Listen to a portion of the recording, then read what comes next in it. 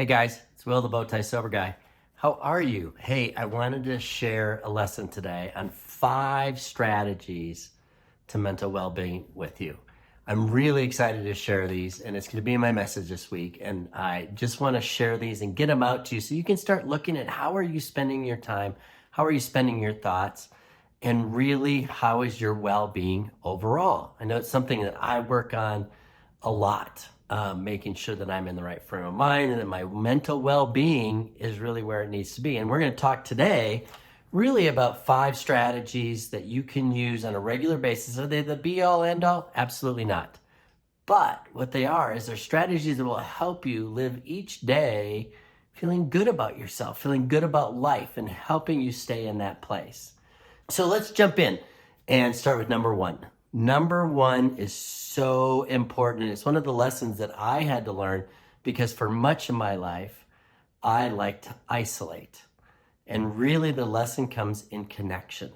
We are literally human beings that are designed to have connection. I mean, we went through the pandemic. Most of you went through that. It was a crazy time, not only here in the United States, I mean, in the world. And it really showed us the true power of connections. And I believe we still have a little bit of a hangover with that in the fact that we still try to do too many things this way, virtually, right? On a screen, whether it's Zoom, any webinars, things like that we do rather than being in person. When I say connection, I'm talking true human interaction that is face-to-face, one-on-one, in a group setting, but really having that connection. It is vital for us and our well-being to have those connections. I've shared with you guys in the past, I'm a recovering alcoholic. And in that, I have a tribe. I have other tribes as well, right? I have tribes through my church. I have tribes through my recovery program. I have tribes that are my friends. And all of those are connections that I have. And I know I really want to have those in-person connections. And even when I don't have those, I want to get on the phone and I want to call someone and talk to someone and not do it all over a screen. We are designed for connections. I encourage you, there are so many ways. Now we can use technology. We can use these phones that I'm recording this on.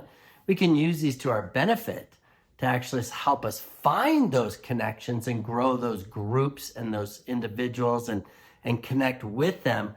But I believe we are designed for true human interaction that is literally face-to-face.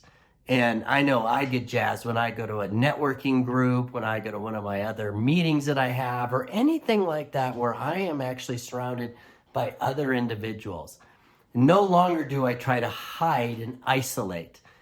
That was one of the things that I did really, really well. And it really was destroying my life, destroying who I was. And so I encourage you, find those connections. So again, that's number 1 in the 5 strategies for mental well-being is having those connections and finding those people, creating that tribe. And you're going to have different levels of connections. Don't get me wrong. You're going to have, those close-knit group of people, and then you're going to have acquaintances, and you're going to be parts of other different organizations, whether it's through a hobby or through a church group or a civic organization or anything like that. But find those connections. So that's number 1. Number 2 in our 5 strategies for well-being is movement and activity. This is one of those things that I can take for granted because I feel fortunate in the fact that my health, for the most part, has been pretty good my entire life. Now, I was a really sickly kid, but I won't go into that now, but there were some things there. But as an adult, I really got into running and fitness. And I'm not saying that you guys have to do that, but I'm saying activity and getting up, even going for walks. I have a good friend of mine who just was posting the other day. I didn't realize this. It was National Walk Day. And I thought, oh, that's kind of interesting. But just getting out and moving and keeping our bodies active. It doesn't mean that you have to train for a marathon or an Ironman. I met a friend today and he was talking about, he just did his first Ironman back in December. And that's not what I'm saying, but just simple little things and start small. It doesn't have to be this grandiose thing, right? We just start small by taking little steps. Even things like yoga, stretching, all those things will get your body moving. Because when a body moves, it gets everything going. We get the endorphins, we get all of those hormones, those good hormones racing through our bodies. And that only is going to help your mental well-being.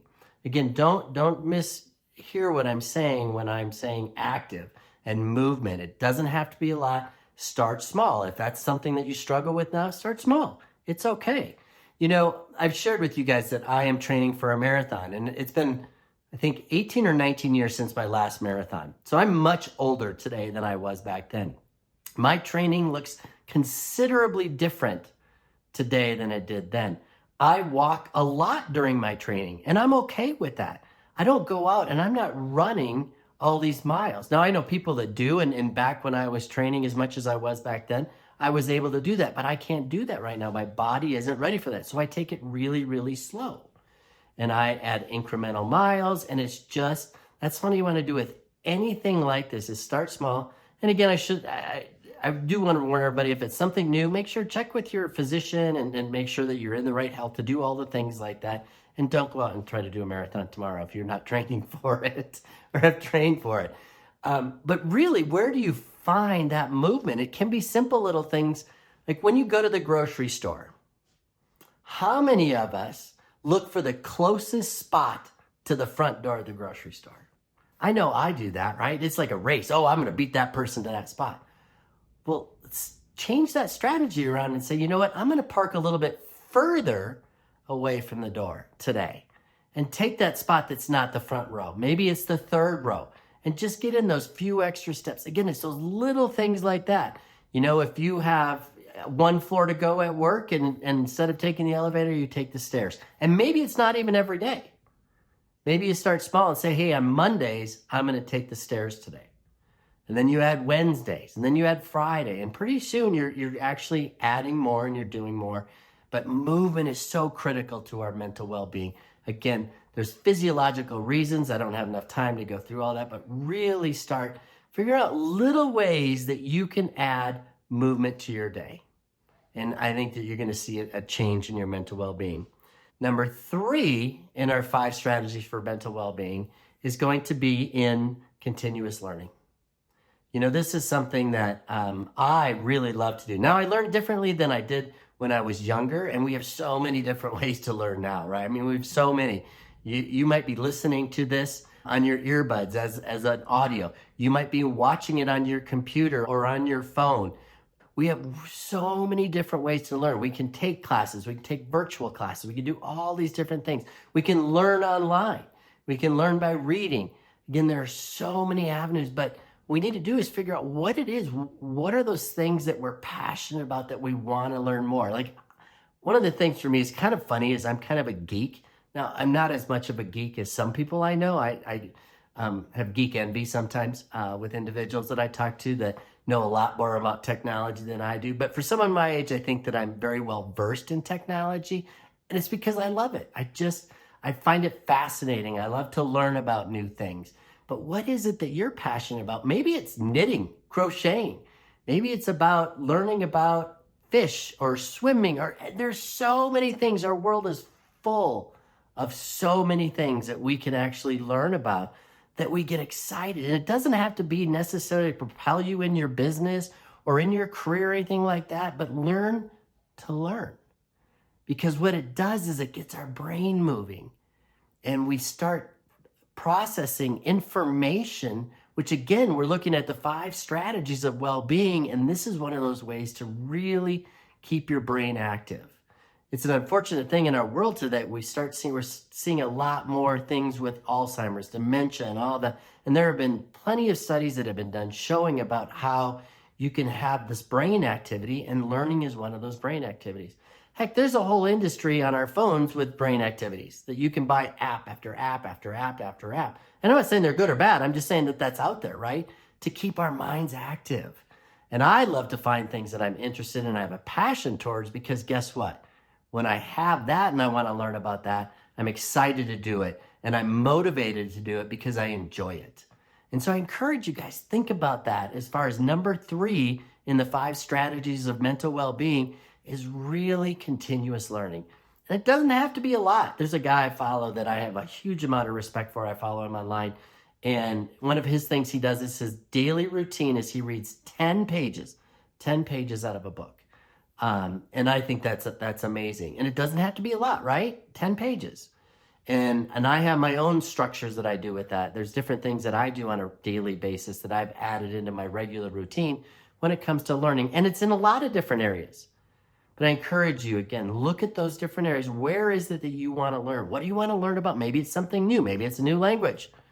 Maybe it's something that you already know a lot about, but you want to learn more about. You know, one of the big areas out there now is ChatGPT and AI, right? Artificial intelligence. Everybody wants to learn about that. And there's so much, even the people that are developing it are learning every single day.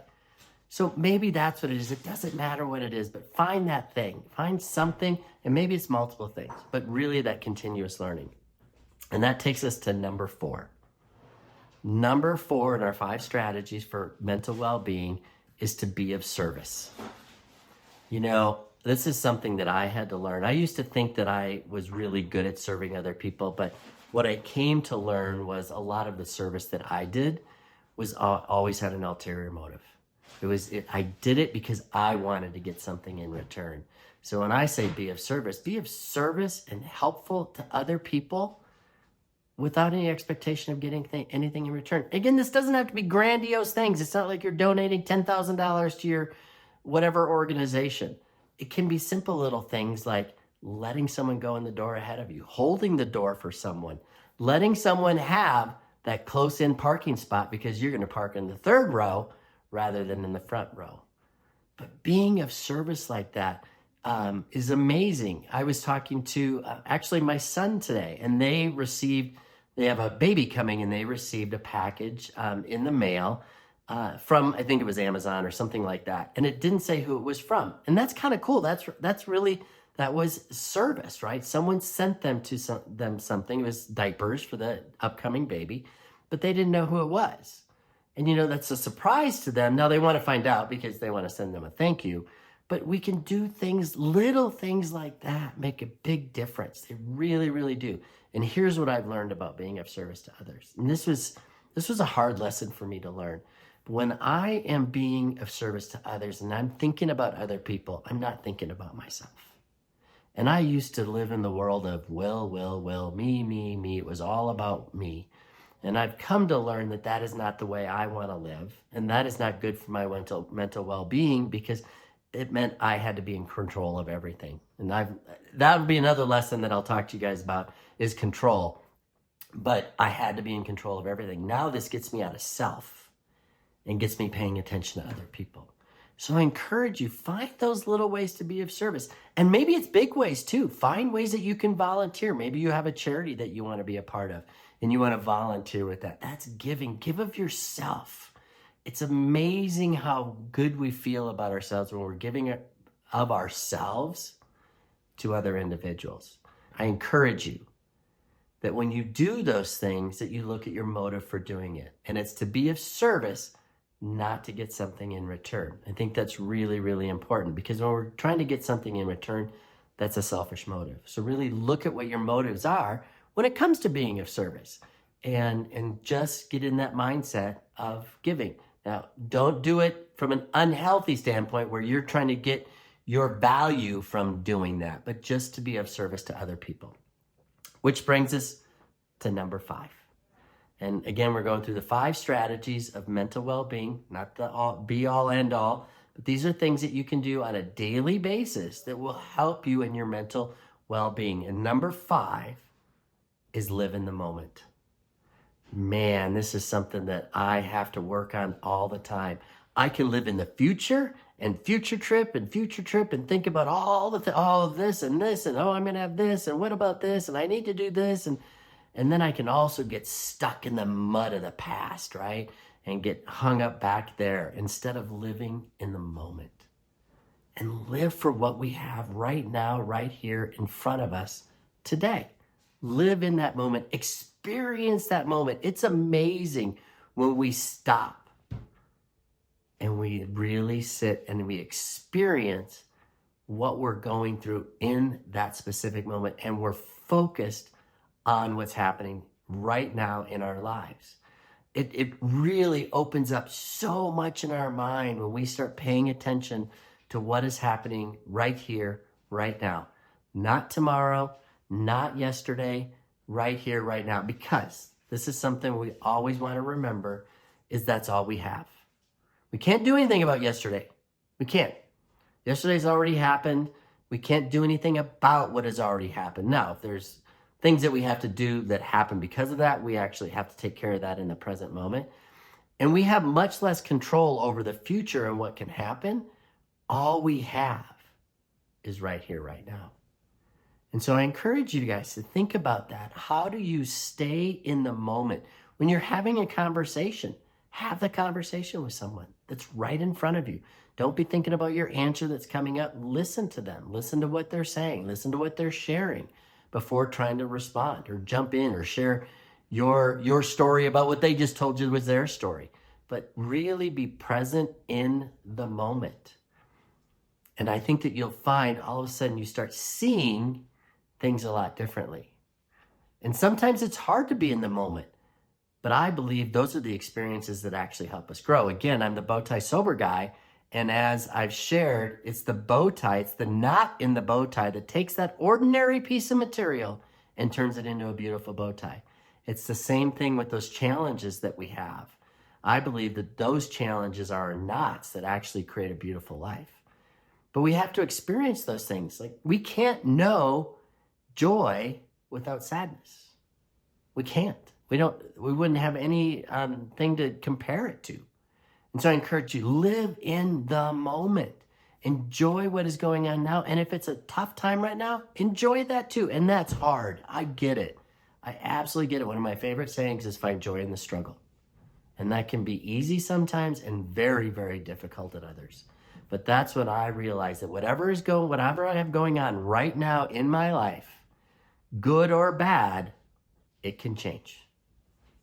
You know, we always tell people that when things are really, really going bad, that it can get better, and it will.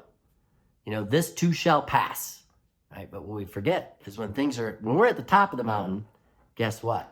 This too shall pass. And so how do we live going through those ebbs and flows of all the things that happen in our lives? It's living in the moment and experiencing that moment. So that is the 5 strategies for you, guys, this week. 5 strategies for mental well-being. Again, I want to reiterate them. Number 1 is connection. Find those connections. Number 2 is movement and activity, and just getting out there and doing a little bit of activity every single day. Number 3 is learning. Just continue to learn. Continue to learn about different things that excite you and interest you. Number 4, is to be of service. Be of service to those others. And get out of yourself and get into being of service to others. And number 5, as I just said, was live in the moment. Enjoy the moment. And sometimes that's hard. Sometimes it's really easy, but live in the moment. Thank you guys for tuning in. That's our 5 strategies for mental well-being. I look forward to seeing you soon. Will, the BowTie Sober Guy, peace out.